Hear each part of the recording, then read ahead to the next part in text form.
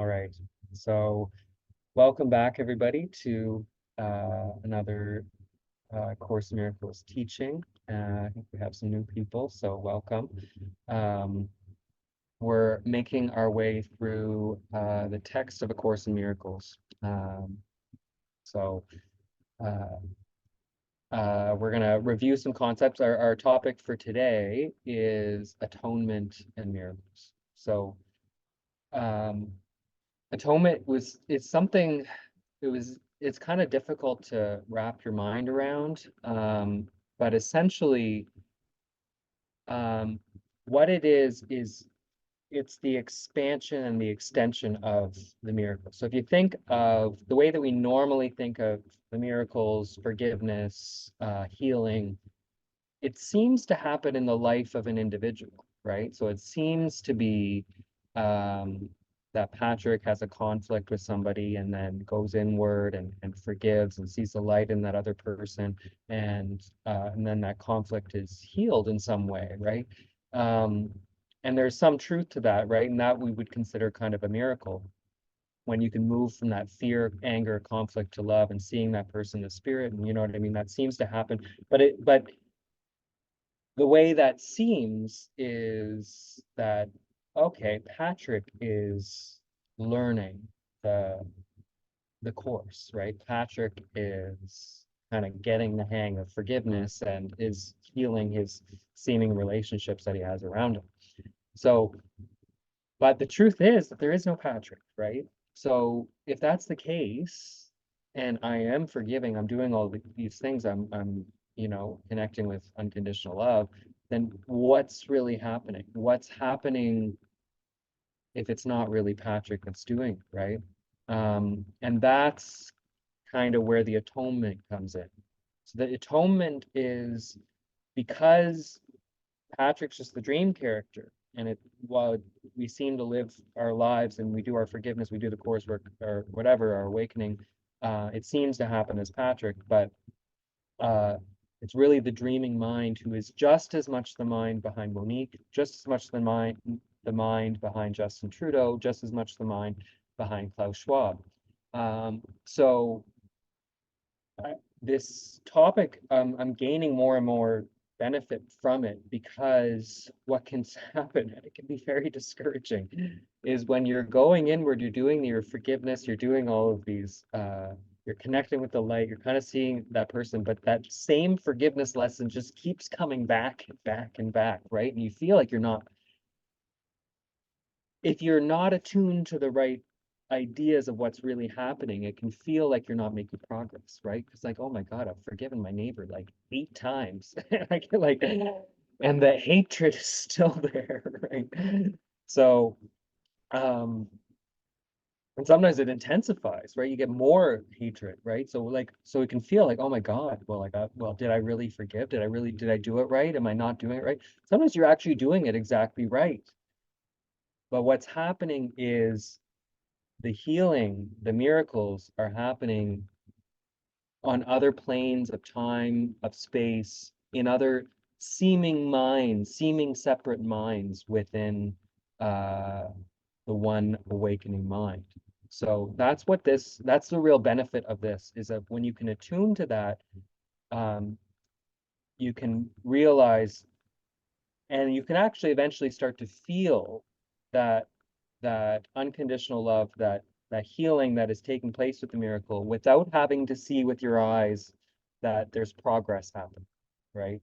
You can feel it, and it can come on that knowing level. And sometimes it will show up within your life, but then you can make sometimes way more progress when you're less dependent on what your eyes see, and you know that all miracles are maximally effective and they do benefit others. They go out from us and they benefit often people that we see or think of, but often ones that we don't necessarily notice right away. We will. But that's the understanding of the atonement, because it's the mind behind all of us that is awakening.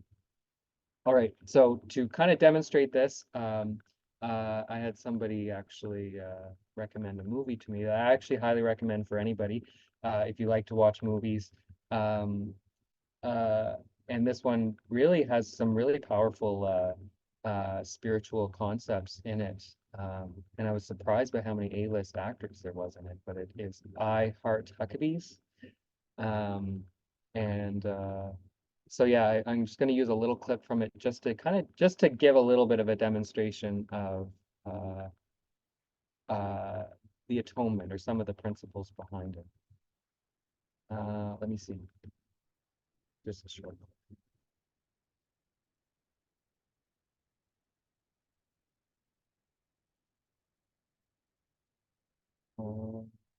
Share sound.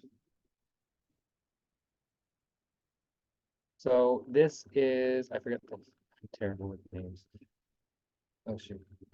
So Albert Markovsky here is the main guy in this, and he's the guy who's kind of having the awakening. He's had come across some coincidences that didn't quite line up, and he consulted some gurus. Essentially, they're existential investigators. So one of them is Vivian, and the other one is Bernard, and they're kind of his gurus, or you could think of him as the Holy Spirit, kind of our inner teacher, right? That is awakening him or helping to solve his coincidence. What he thinks is a coincidence, but is actually something much bigger, which is his awakening.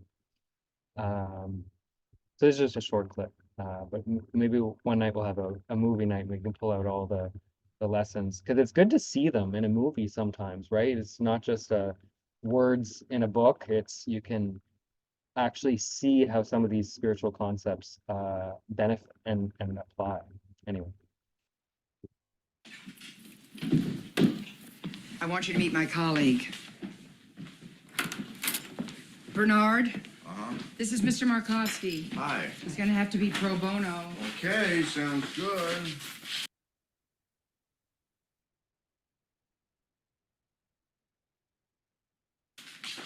Thank you very much for taking on my case. Oh, you're welcome, you're welcome. Hold on, he hasn't signed a contract. Listen, then we'll get to the contract. No, it's too much too It's soon. always too much too soon. That's the nature of the No, business. approach patience, Will you finesse. stop? Come on. We need to start with his specifics, We need Bernard. to go past logic, though. Come on, let's go. Give me the Okay. key. Come on.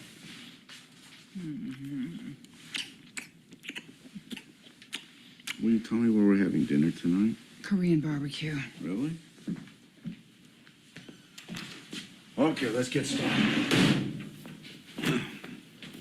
Is this part of my investigation? Yes. Say this blanket represents all the matter and energy in the universe, okay? You, me, everything. Nothing has been left out, all right? All the particles, everything. What's outside this blanket? More blankets, that's the point. Blanket's everything. Exactly. This is everything, okay? Let's just say that this is me, right? And I'm, 60-odd years old, and I'm wearing a gray suit, blah, blah, blah. And let's say over here, this is you, and you're, I don't know, you're 21, you've got dark hair, etc. And over here, this is Vivian, my wife and colleague. And then over here, this is the Eiffel Tower, right? It's Paris. And this is a war, and this is a museum, and this is a disease, and this is an orgasm, and this is a hamburger. Everything is the same, even if it's different. Exactly.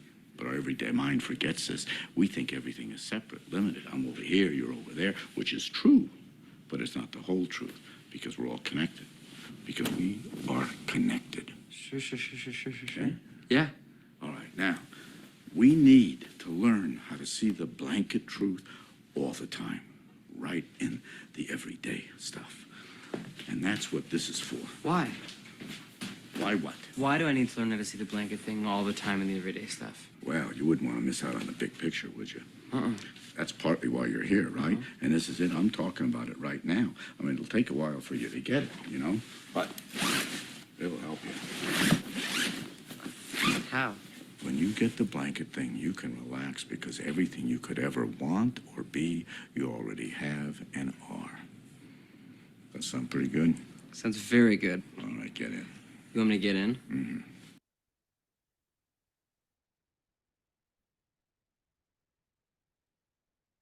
All right.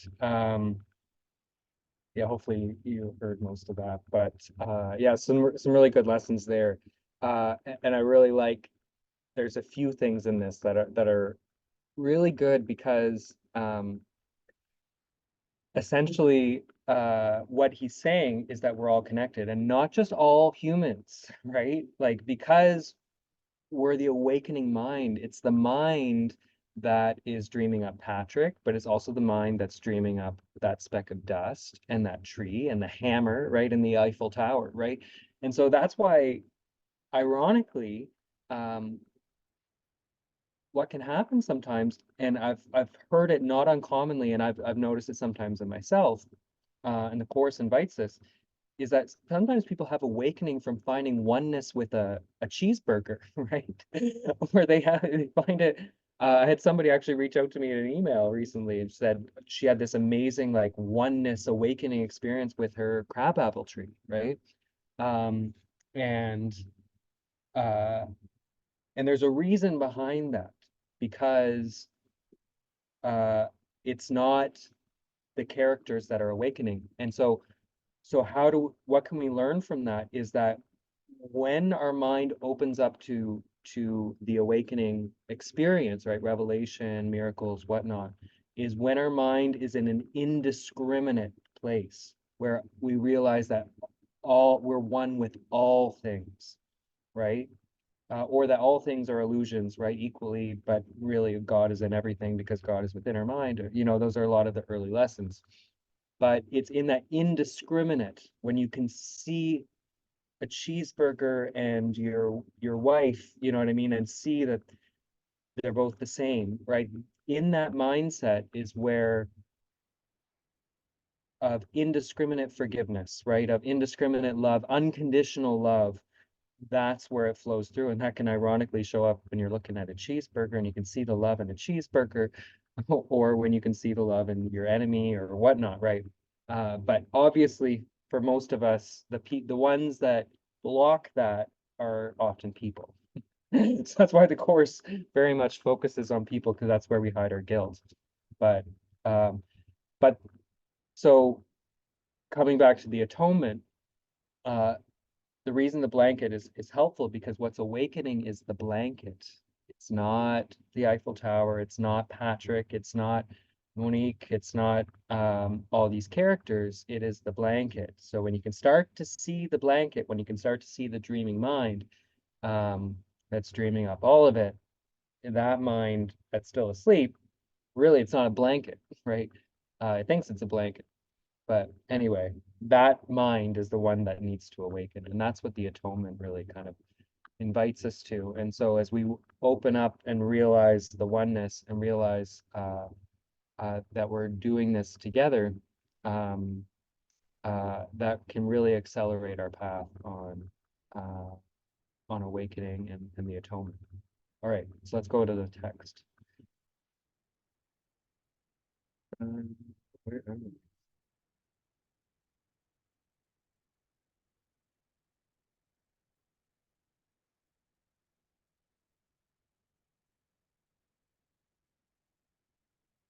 All right, so just put ourselves in context again, especially early on. I find the Course changes a little bit. The first few chapters are a little more, they have a different style. There's a different kind of communication happening between Jesus and Helen.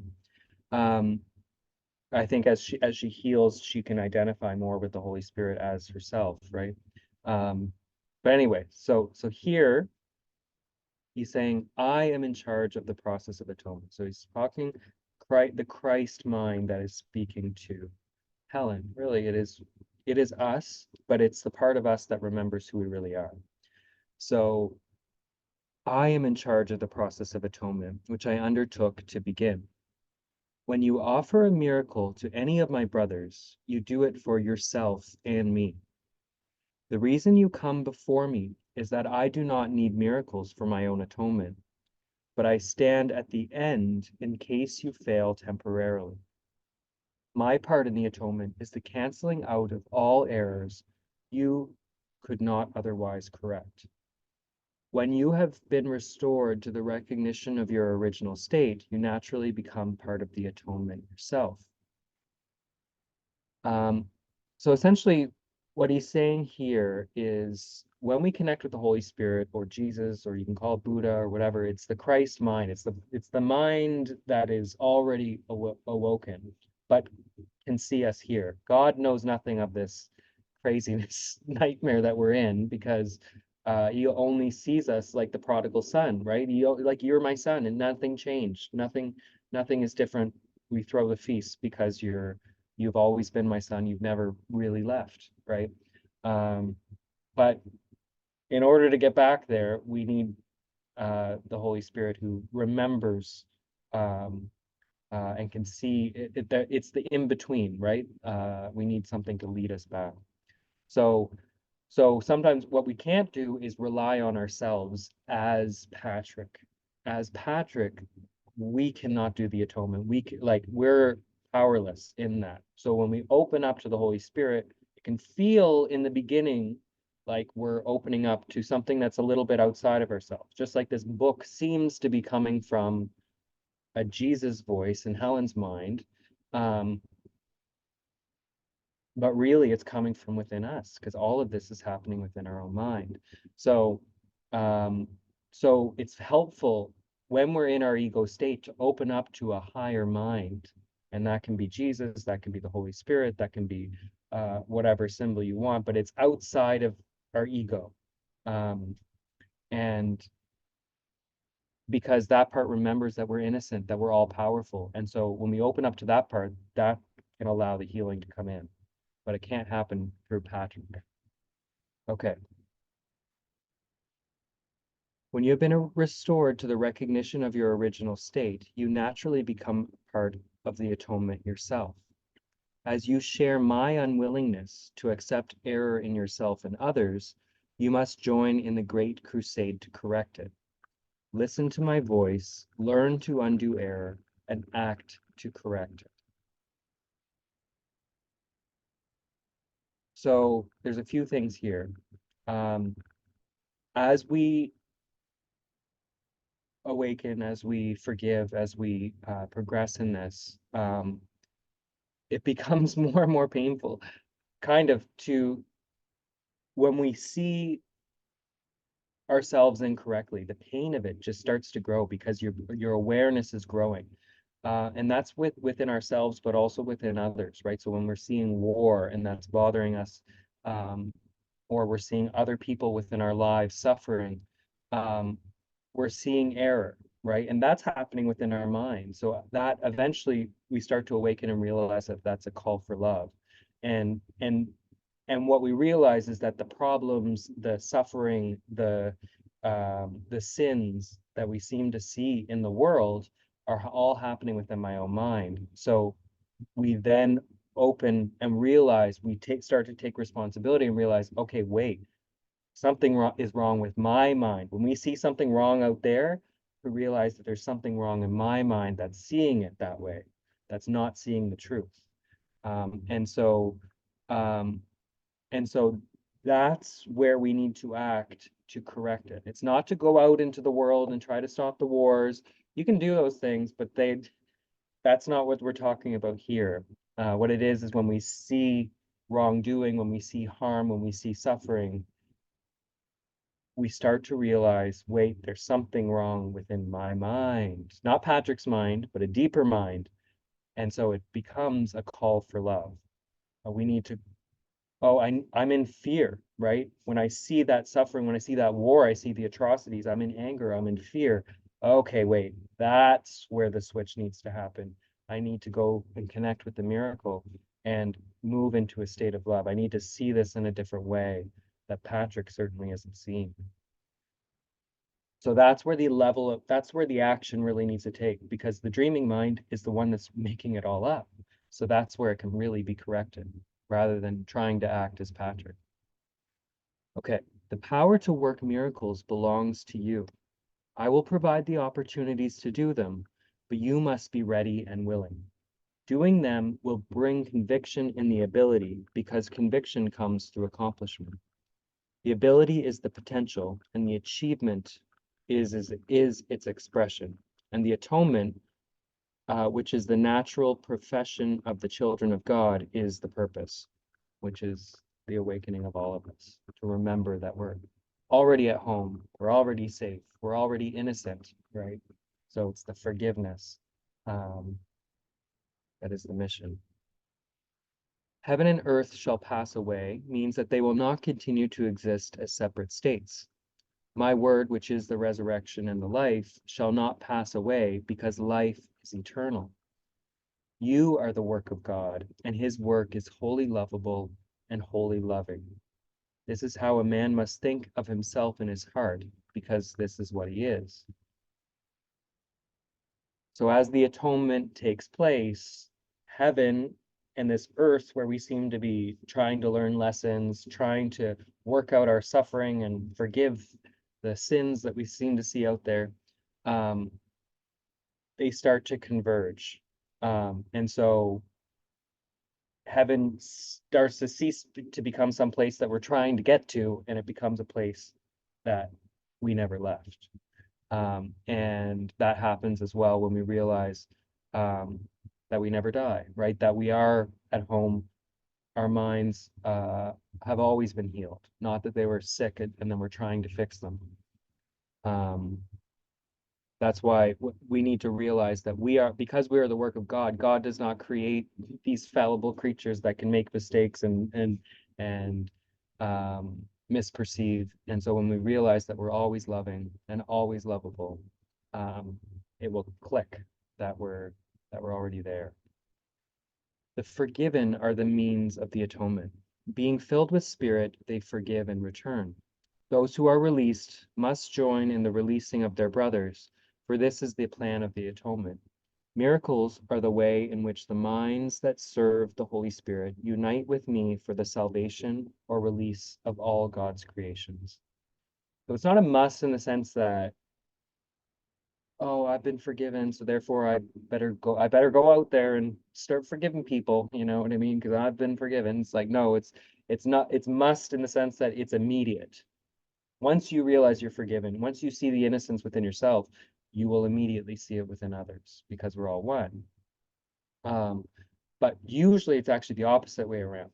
So when you see the innocence within your brother, the one who seemed to harm you or seems to be out to get you or whatever, that's when you will recognize it within yourself. And they're both simultaneous. So I am the only one who can perform miracles indiscriminately. So the Christ mind who remembers that we're already awake, that we're already back at home, because I am the atonement, the awakening. You have a role in the atonement which I will dictate to you. Ask me which miracles you should perform. This spares you needless effort because you will be acting under direct communication. The impersonal nature of the miracle is an essential ingredient because it enables me to direct its application. And under my guidance, miracles lead to the highly personal experience of revelation. A guide does not control, but he does direct, leaving it up to you to follow. Lead us not into temptation means recognize your errors and choose to abandon them by following my guidance. Okay, so there's a lot there.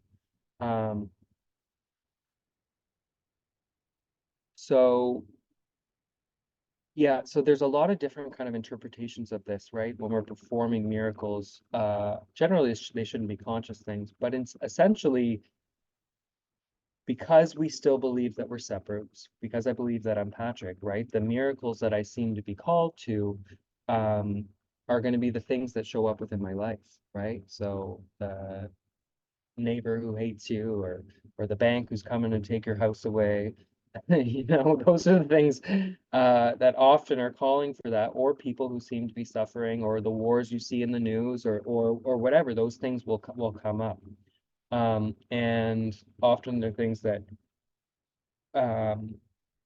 produce some fear in you, fear for yourself or fear for others, right? And so often what I will do going inward is, how do you know what miracles are like that you're called to give for? And essentially they kind of declare themselves to you. What's bothering you, right? But essentially, what I do in my inward process is help me to see the call for love. And so when I go inward and I see all these fears, I see all these problems, I see all these things that seem to show up, I essentially ask the Holy Spirit, help me to see these differently. Help me to see the call for love in this. And often things will change and eventually I'll see that, okay, wait, these are cut off parts of myself that are calling out for love, right? And so often that will show up as people who seem to be vengeful or needy or whatever that seems to show up. But when you can see it as a call for love, it awakens a part of within you that wants to give that love. It's not Patrick, it comes from a place that's deeper. But often that's what I'll do in my process of just asking the Holy Spirit, help me to see the call for love. What is happening now? And it can seem in the beginning, when you're starting to get the hang of this, that, okay, well, there's a war going on. So you start to see that as a call for love on both sides, right? The aggressor and the victim. When you start to see the call for love, love seems to flow out to you. And so it seems to be discrete events that you're sending out love, that you're moving from fear into forgiveness and love. But eventually it starts to click in that, wait a second, everything is a call for love. And when you can become a little more indiscriminate and you realize this moment is a call for love, and you can feel that it just coming there, that's where the miracle starts to take on this deeper level, which is kind of the atonement, right? Which is just that, wait, it's the love itself that is the miracle. Wait a second, you know what I mean? And then you basically put it in the hands of the Holy Spirit, that you're not really actually asking for your neighbor to become nicer. You're not actually asking for the war to end, but you're just sending the love and knowing that it is doing its work without having to see it. So that's kind of what he's saying here. The more you can, the impersonal nature of the miracle. So when it moves into you're just giving love because that's what you are, that's when it will be way more powerful in just directing love towards that neighbor who seems to hate you or whatever. Okay. Lead us not into temptation means recognize your errors and choose to abandon them by following my guidance, right? So that's what we're looking for. It's like, is to correct our mind, heal my mind, to see this as a call for love rather than the awfulness and the vengefulness and all of the ego drama that seems to show up. Okay. 5. So error cannot really threaten truth, which can always withstand it. Only the error is actually vulnerable. You are free to establish your kingdom where you see fit, but the right choice is inevitable if you remember this. Spirit is in a state of grace forever. Your reality is only spirit, therefore you are in a state of grace forever. So this, I think this seems to come a little later in the process, but essentially when all miracles are not really a doing of something, right? Even if a healing seems to show up or a forgiveness seems to happen, they're all just reminders of what the truth really is, and it's an unchanging reality that we're already home, right? So because we're in this state of love, we're like, the truth is that we're always in this state of love, even when we seem to be brought into our ego and amassed into all of this. So when that starts to click, it will start to stabilize your mind into that state of love, rather than seeming to vacillate. When you realize that the error is just an error, it doesn't negate the truth. It's not like you actually move from ego into the truth of what you really are. The truth of what you really are is always there, and it's just a misperception that's keeping you from it, and you're not really kept from it. It will kind of, they'll click for you. It's not it, and it'll show up as an experience.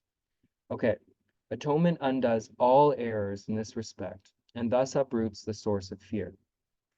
Whenever you experience God's reassurances as threat, it is always because you are defending misplaced or misdirected loyalty.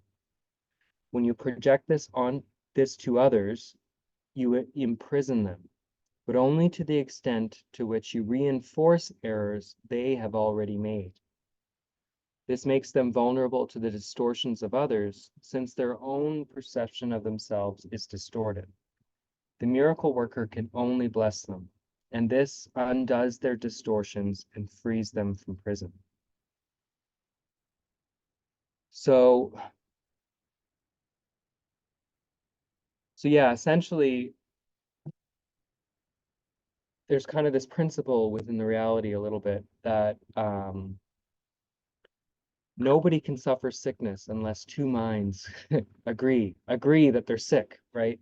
So if somebody's showing up within your dream appearing to be a sick person, or appearing to be the victim of an aggressor in a war or whatnot, what we think, it and you can feel it within yourself because there's fear there. So this is an example of where we have compassion or we have empathy for somebody who seems to be suffering. What we think is, oh my God, what's happening to you is so awful. What can I do to help you, right?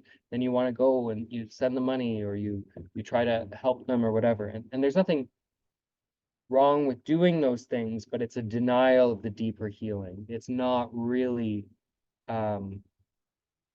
awakening you to this deeper healing of the mind that the miracle offers, because the miracle offers, because the empathy reinforces that, oh my God, I am a victim. So somebody's offering me empathy, they're saying, yes, you are a victim. You are, somebody did wrong to you, or you've been mistreated by the world, or the ego God has given you bad fortune, you know. So uh so what the miracle offers is when you can see the light in that other person, that you can see that they're not a victim, nor the person, and you can see the light in the person who seemed to harm them equally. And what that does is it offers them an opportunity to see themselves as unharmable, right? As spirit, as always loving, always peaceful, which is the truth within them. And so that is healing beyond what offering medication or whatever could ever help somebody. And this is what allows and undoes the distortions and frees them from prison, right? And so when you do that, it is always effective. It might not show up within this lifetime, or it might not show up right away. Sometimes it will. But when you offer that, when you see the light in them, when you feel it, you can feel the love flowing from yourself to them. Because we exist as one over many lifetimes, sometimes you're healing them in a future lifetime, right? But either way, the healing is still immediate because they're starting to float closer. Remember, if you remember that spiral of awakening, even though their physical life might seem to be the same, you've moved them up another rung in that spiral. So the healing might not show up because if to see the healing would move you along that spiral kind of horizontally, right? If you're thinking of going up. So instead, what can happen is you move that healing, you move them up. So all of a sudden they're closer. They're learning spiritual lessons, even though their life might seem to be the same, or they might get a healing, but it is always effective because it will move them higher and more ready to learn that lesson. They might not show up. They might not like you within the dream. They're not going to necessarily become your friend within the dream. They might.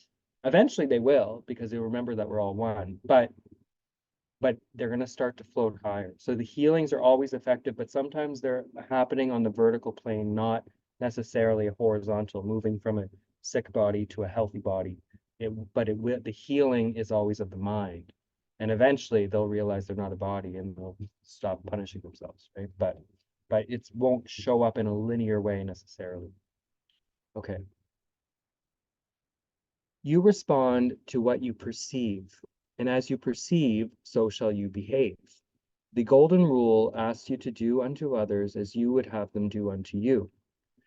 This means that the perception of both must be accurate. The golden rule is the rule for appropriate behavior. You cannot behave appropriately unless you perceive correctly. Since you and your neighbor are equal members of one family, as you perceive both, so will you do to both. You should look out from the perception of your own holiness to the holiness of others. So essentially what this is saying is that the golden rule, when we think of traditional Christianity or just ethics or whatever, is do unto others as you would have them do unto you, right? Which is like, okay, well, I would like a glass of water, so I'll go fetch this person a glass of water, you know, or whatever, or I wouldn't want to be sued, so I'm not going to sue this person or whatever. But that's not quite it. So what they're saying is there's a deeper layer to this rule that really is the only one that matters. And that is to heal your mind that sees this person as separate from you, right? And then what happens is that behavior part, just that is automatic, right? So our role is not to change our behavior, but that will happen as we change our minds about our brother. And we see them not as this victimizing person or victim, but instead start to see them as the light, to see them as holy and innocent, always loving, and to see and experience them as the light that is within the Christ mind, right? That we're really one with. So when you can see behind the illusions that we see with our physical eyes and see to the truth, then the golden rule just takes care of itself, right? And so when you can, that's what I love about the call for love. So when you see somebody who's harming you, who's being nasty to you or to somebody else or whatever within the dream, when you start to see that as a call for love, it's like, oh, whoa, like it actually benefits you. You can actually be thankful for them, because the call for love is healing within yourself, and when love starts to flow out of you, like the peace that comes from that is beyond this world. Okay, so miracles arise from a mind that is ready for them.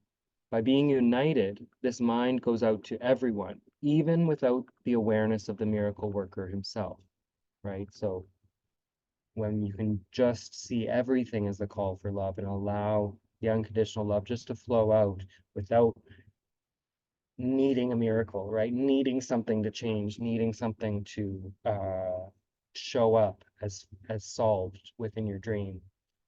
When we can attune to the indiscriminateness, the truly unconditional love of the miracle, that's when the atonement will really accelerate. The impersonal nature, right, this indiscriminate nature of miracles is because the atonement itself is one. It's the blanket that's awakening. It's not Patrick and his life and his problems and his characters within his dream that seem to be healing. It's actually the whole blanket, right? It's the hammer and the Eiffel Tower are also awakening, right? And that can seem hard to wrap your mind around. Uniting all creations with their creator. As an expression of what you truly are, the miracle places the mind in a state of grace, in the state of unconditional love, peace, of an outflowing, an extension. The mind then naturally welcomes the host within, the Holy Spirit, the Christ mind, and the stranger without. When you bring in the stranger, he becomes your brother. So when you enter this miracle-minded state, you you welcome all the atrocities and the sins and the things that bother you, and you bring them in, and they transform into, and we see them with the right mind, right? We all of a sudden somebody trying to take something from you is somebody calling for love. Somebody who seems to be suffering is also calling for love because they've forgotten that they're spirit, right? They've forgotten that they're unharmable spirit. and maybe they're wanting to be attacked, right? Which is also an insane thing. So it's not just to be like, you're just doing this to yourself. No, even that is a call for love. We're seeing our brother wanting to be attacked, right? And which is often what a lot of them seem to be doing. That also is a call for love. So everything that we see eventually becomes a call for the miracle to come out of us. The miracle may have effects on your brothers that you may not recognize. That the miracle may have effects on your brothers that you may not recognize is not your concern, which we talked about before. The miracle will always bless you because we're all one. And also when you start to recognize and feel that call for love, and it awakens the love within you, like that's what you've actually wanted. Like one thing, if you can wrap your mind around this, that really stuck out for me as a huge spiritual lesson, is that sometimes when we're in the state of ego, when we're in the state of lack, when we're in the state of fear and whatnot, often what we feel is like we need something. We need to feel loved. We need to feel safe. We need to feel like we're okay, right? And so what we think is that we want to receive God's love, or we want to receive, you know what I mean? We want to get something. But so what we think, we're praying for something. We're praying for our problems to be solved. We're praying for forgiveness to come through or whatever. But what we think is that we want something. But what we actually want is to give. Because God, we were created just like God, right? So what we're really craving within ourselves is not to get love, is not to get peace, is not even to get God's love, but it's to give God's love. And it's in the giving that, oh my God, okay, wait, you feel that void start to be filled, right? Because we feel like when we're in the ego, we have this deep void within ourselves. It's a lack, it's an anger, it's a fear, it's just a void that nothing will fill it. Getting like you've goals, relationships, whatever it might be, nothing fills it until you give. When you give that love that flows out of you to others, you realize, oh my God, that's what I've been wanting. And that's when you can feel that you've received God's love, right? Because it's always there. But it's what you're craving is to give.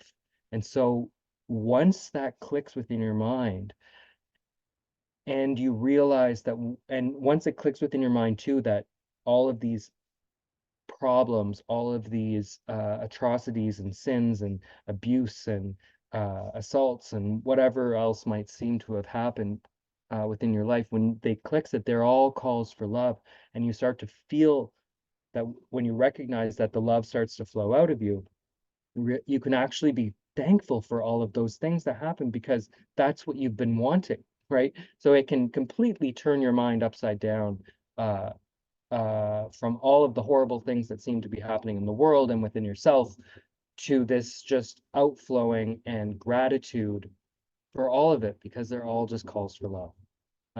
And that's what you've always wanted. Okay. So that's why the miracle will always bless you, partly because you also receive it, but it's also because what you really want is to give. Miracles are not asked to perform. Miracles you are not asked to perform have not lost their value. They are still expressions of your own state of grace, but the action aspect of the miracle, or the results, should be controlled by me, the Christ mind, right? The one that's aware of the whole blanket waking up, because of my complete awareness of the whole plan.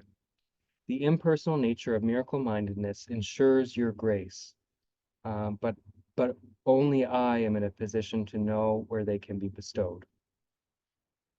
So our ego selves don't know. Miracles are selective only in the sense that they are directed towards those who can use them for themselves. Because they require the consent, right, of the people, right? So they will kind of they require the consent. I guess the miracles are always effective, but they don't show up until the person chooses that, right? So that might not happen in this lifetime, might not happen until later on, within this lifetime or whatnot. But yeah, so that's why they won't always show up in the way that you think. Since this makes it inevitable that they will extend them to others. So when people accept the miracle, when they start to wake up themselves, right, to remember that they are spirit, and always peaceful and always loving, this makes it inevitable that they will extend them to others, and a strong chain of atonement is welded. However, this selectivity takes no account of the magnitude of the miracle itself, because the concept of size exists on a plane that is itself unreal.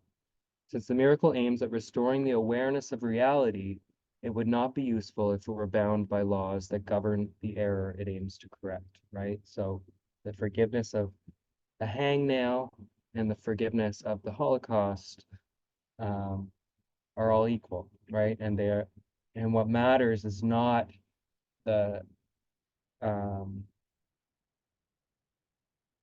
what matters is not the result or the error that it seems to correct, but what matters is the switching from fear to love, and the remembrance of what we really are.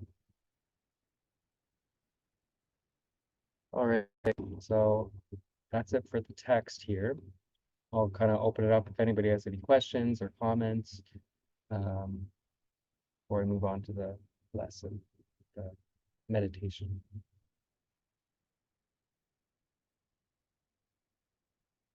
All right. Okay, so I'll share my screen again here.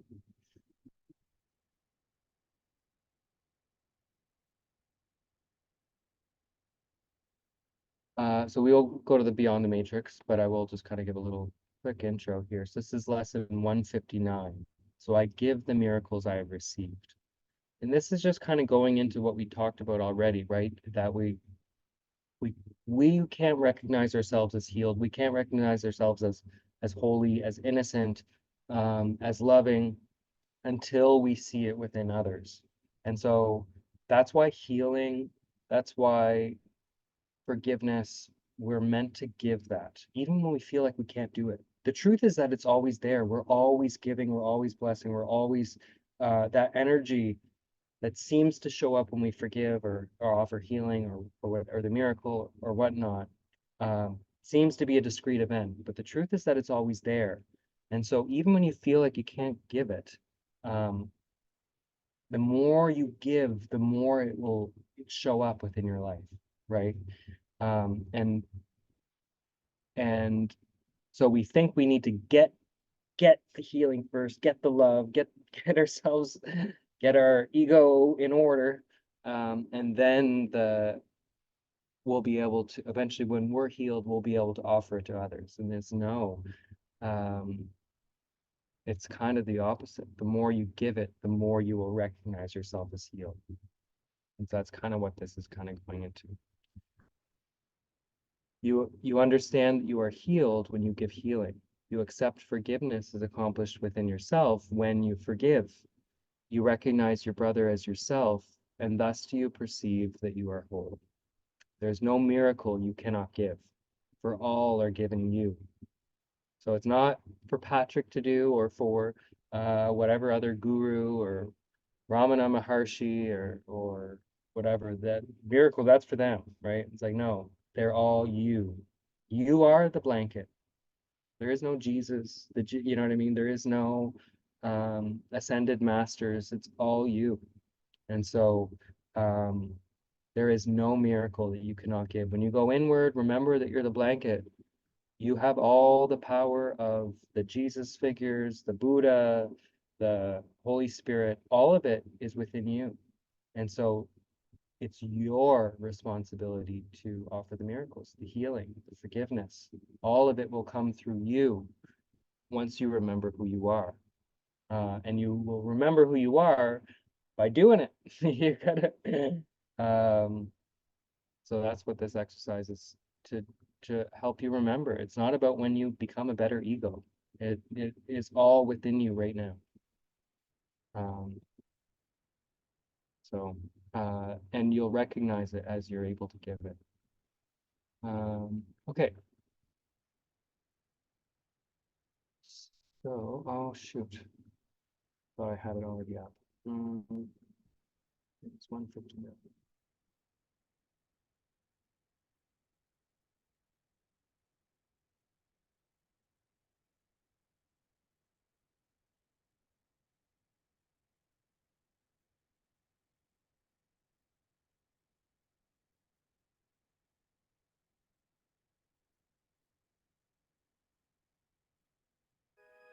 Welcome to this holy instant now. An instant to stop and remember. Remember who and what you truly are, beyond the matrix of fear, lack, and limitation. All that seems to limit you in this world is only an illusion that demands your continued belief and attention in order to have any power over you. Now is your opportunity to let go of whatever stands in the way of your complete awareness of your true and original self.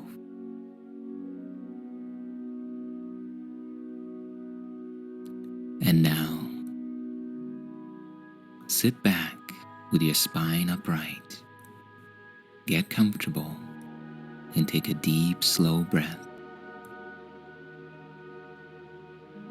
And as you exhale, release both past and future. Release both memory and imagination, and become fully present in the now. And let's begin.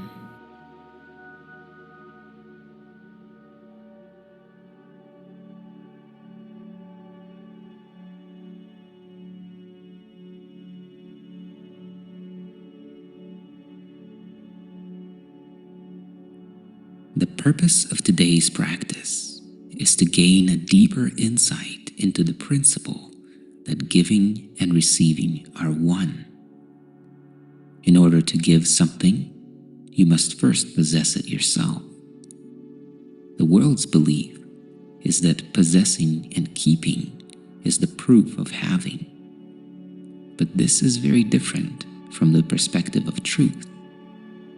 Truth teaches that giving is a recognition that you have received, and it serves as proof that what you have is truly yours. And so by giving, healing, forgiveness, and recognition of innocence, wholeness, and oneness, you experience your own healing, forgiveness, and wholeness in equal measure. The outcome of mastering this lesson is the restoration of holiness to your own awareness and the ability to see beyond the illusions of the dream matrix. By understanding the interconnectedness of giving and receiving, and by embracing true vision, which sees beyond the so-called reality of separation, your experience of the world of sin and suffering, loss, lack, and limitation is transformed to a world that reflects only the light of innocence and of love. To serve our purpose, we will practice with this idea today. I give the miracles I have received.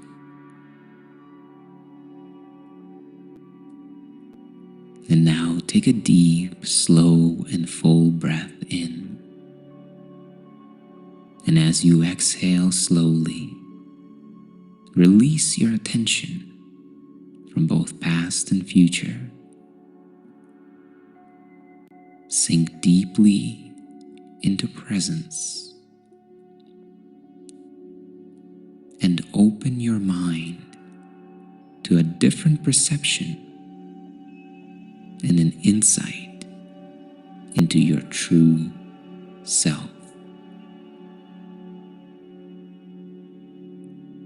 No one can give what they have not received. To give a thing requires first that you have it in your own possession.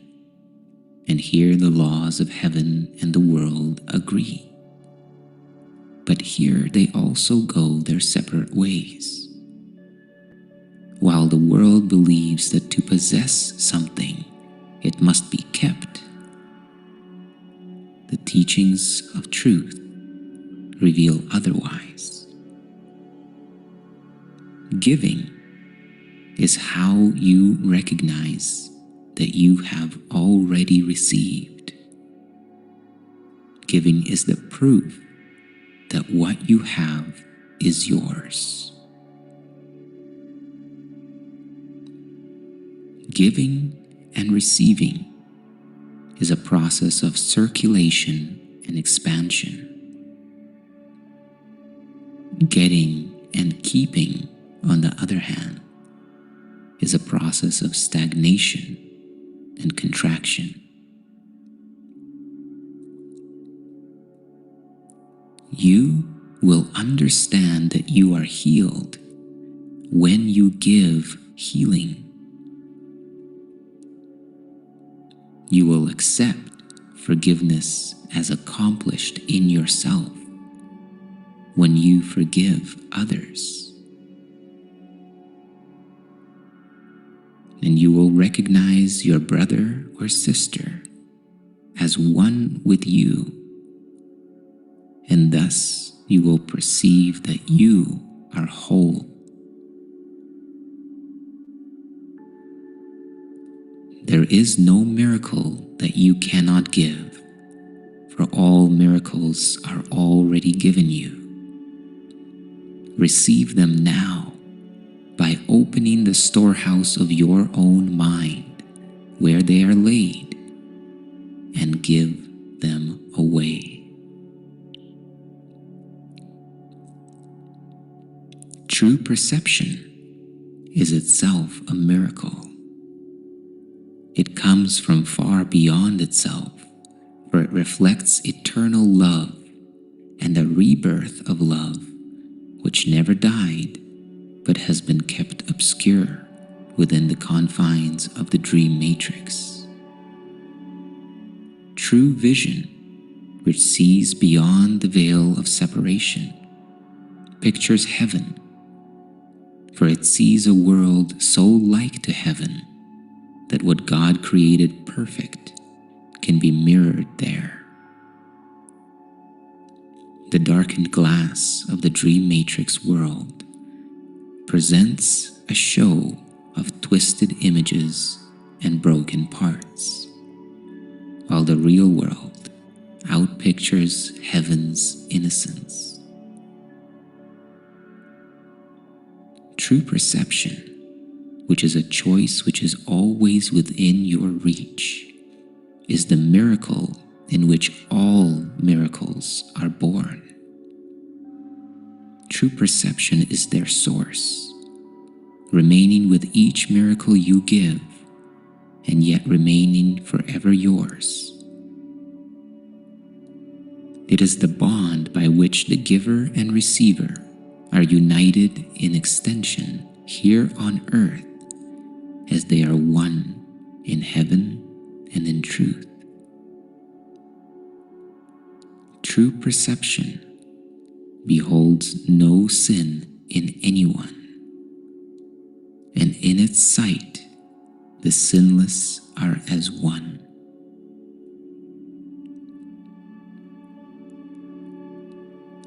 True perception is the bridge between the worlds, and in its power you can safely trust to carry you from this world, the world of separation, into one made holy by forgiveness.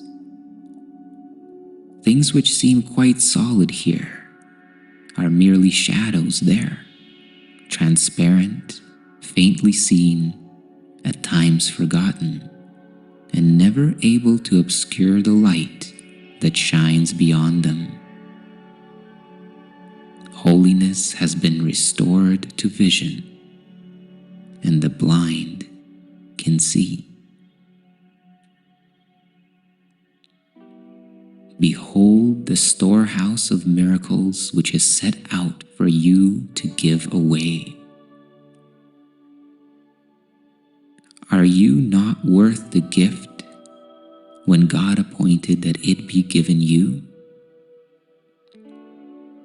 Do not judge God's creation by the illusory and obscuring shadows of this world, but follow in the way God has established as the ending of the dream.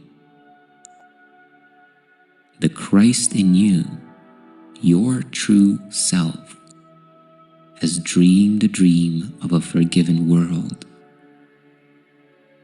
It is His gift whereby a sweet transition can be made from death to life, from ignorance to knowledge, and from hopelessness to hope and the fulfillment of hope.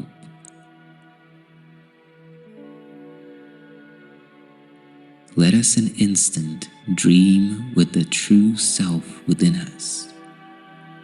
His dream awakens us to truth. His vision gives the means for a return to our unlost and everlasting oneness in God.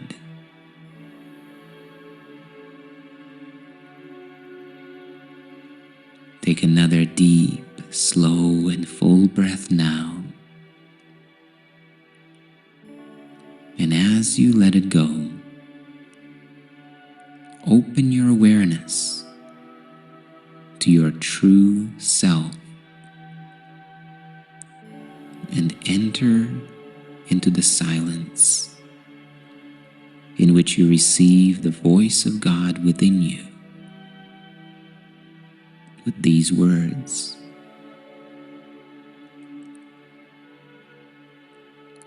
I give the miracles I have received.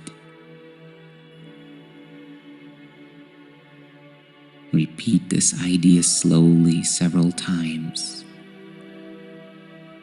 and feel into the magnitude of the potential to which it points. Within you is the storehouse of all the miracles of time, yours to give away simply by your willingness to see the innocence and look past all error in the people, places, events, and circumstances of your daily life. It is in this way that you give healing and know all healing as your own. It is this act of forgiveness that liberates you from all fear, shame, anger, and doubt.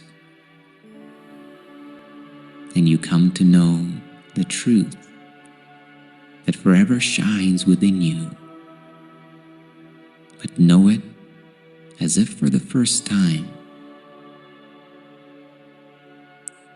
And now, let this idea rest in you as you rest in it, and allow the wisdom within you to guide your practice. As you say, I give the miracles I have received.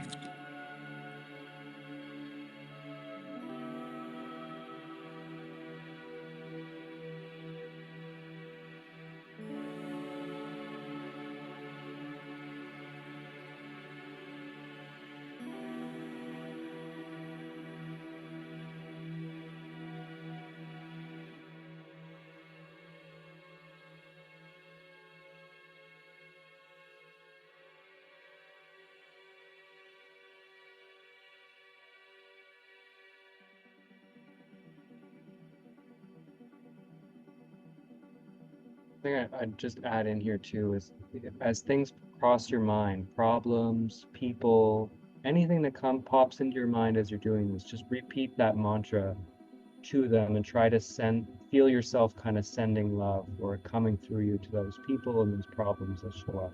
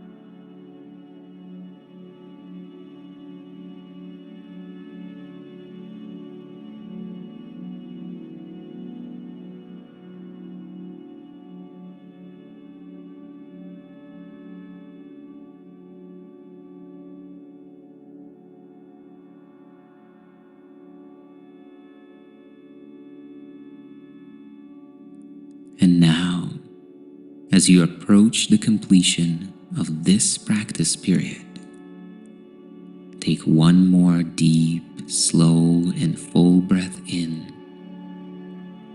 Breathe all the way to the top, and for a moment, hold it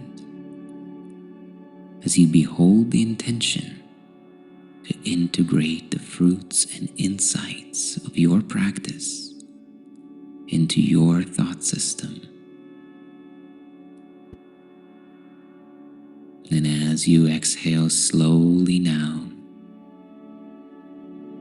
relax and release and allow the integration to take place. And remember to bring this feeling and this idea with you into the rest of your day. I give the miracles I have received.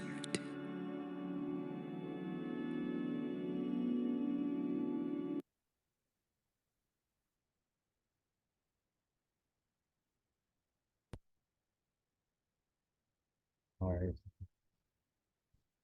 So hopefully you're able to experience some of that coming through, and if not, if you dedicated some of that time to that, open your mind to it, it will show up. If it didn't show up now, it will show up at some point. The more you um, connect with that, right, of knowing the results um, will show up at a later time. Sometimes if you didn't quite feel it there, every moment you dedicate um, will help you, even if it doesn't feel like it at the time. Um, all right. Does anybody have any questions or want to comment on their experience? Very nice. Got some clarity on some things, and yeah, appreciate you. Thank you so much. Thanks, Fern. Thank you for coming.